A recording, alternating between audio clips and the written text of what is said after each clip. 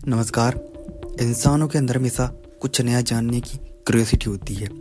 हम इंसानों ने हमेशा कुछ नया खोजने की कोशिश की है और उन्हीं खोजों में से एक है एलियंस का होना। इंसानों के अंदर हमेशा से ये जानने की जिज्ञासा रही है कि इस विशाल ब्रह्मांड में क्या हम अकेले हैं। इंसानों ने एलियंस को खोजने में कई करोड़ों पैसा खर्च किया हुआ है। दूसरे ग्रहों पर जीवन की तलाश विज्ञान के लिए चुनौती भरा काम रहा है और शायद ऐसा हो सकता है कि यही काम दूसरे ग्रहों के वैज्ञानिक भी करते हों। ऐसे में अगर वे किसी स्पेस क्राफ्ट से धरती पर आ जाते हो तो इसमें कोई अचंभे की बात नहीं होगी, क्योंकि हम भी चांद और मंगल पर पहुंच चुके हैं और शायद एक दिन ऐसा भी आए कि हम स्पेस क्राफ्ट में बैठकर एलियंस के ग्रहों पर पहुंच जाएं। हमारा ब्रह्मांड इतना बड़ा है कि इसकी कल्पना करना मुश्किल है। बस इतना समझा जा सकता है कि इस ब्रह्मांड में हमारी धरती रेत के एक कण के बराबर भी नहीं है। इस धरती से कई गुना बड़े करोड़ों ग्रह हमारे ब्रह्मांड में मौजूद हैं। वैज्ञानिकों का ऐसा मानना है कि जब हमारी गैलेक्सी में ही धरती के जैसे लाखों ग्रह हैं तो शायद उनमें से कुछ पर तो जीवन मौजूद होगा ही। उन ग्रहों पर भी इंसानों और पशु पक्षियों के जैसे प्राणी रहते होंगे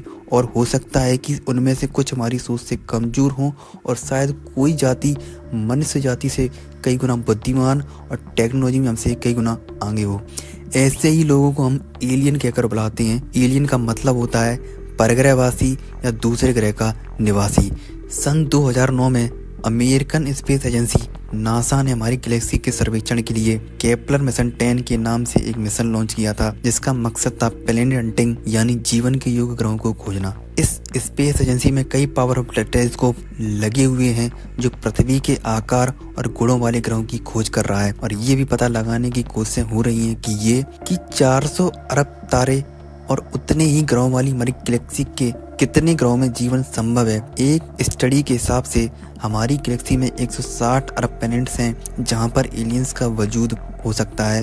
तो अब हम एलियंस की उन कहानियों और किस्सों के बारे में बात करेंगे जो हमारे बीच में काफ़ी पॉपुलर हैं। कई लोगों का ऐसा मानना है कि 12,000 साल पहले धरती पर एलियंस उतरे थे और उन्होंने पहले इंसानी कबीले के सरदारों को ज्ञान दिया और बाद में उन्होंने उन राजाओं को अपना मैसेंजर बनाया। ये अलग अलग टाइम में अलग अलग परंपरा समाज की रचना कर धरती के देवता या फिर ऐसा कहें कि फरिश्ते बन गए। लोगों का ऐसा मानना है कि मिस्र, मेसोपोटामिया, सुमेरियन, इंका, बेबीलोनिया आदि ऐसी कई सभ्यताएं हैं जिनके विकास में उनका योगदान रहा है। उन्होंने ही चीन, भारत, मिस्र, इजराइल जैसे देशों में ऐसे मोन्यूमेंट्स या अजूबे बनाए जिन्हें बनाना इंसानों की बस की बात नहीं लगती है। हिस्ट्री चैनल की रिपोर्ट के मुताबिक पुरानी सभ्यताओं के मोन्यूमेंट्स पर रिसर्च करने वाले फेमस राइटर एरिक वॉन डेनिरेन की किताब चैरियट्स ऑफ गॉड्स ने दुनिया की सोच को बदल कर रख दिया। उन्होंने अपनी किताब में ये बताया है कि प्राचीन मिस्र के निवासियों के पास गीजा के पिरामिडों को बनाने की कोई तकनीक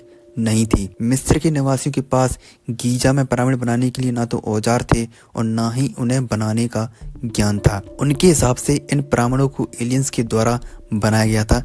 यदि हम अपने देश की बात करें तो हमारे देश में ऐसे कई मंदिर हैं जिन्हें आज की आधुनिक मानव तकनीक से भी नहीं बनाया जा सकता। सन 2010 में खबर आई थी कि 1948 के बाद दूर अंतरिक्ष में रहने वाले एलियंस अमेरिका और ब्रिटेन के परमाणु मिसाइल वाले स्थलों पर कई बार मंडराए थे। अमेरिकी वायुसेना के पूर्व जवानों के एक दल ने ऐसा बताया था कि एलियंस ब्रिटेन के सफोल्क परमाणु स्थल पर उतरे थे। इन अधिकारियों ने यूएफओ के अपने अनुभवों को सबके सामने बताया था।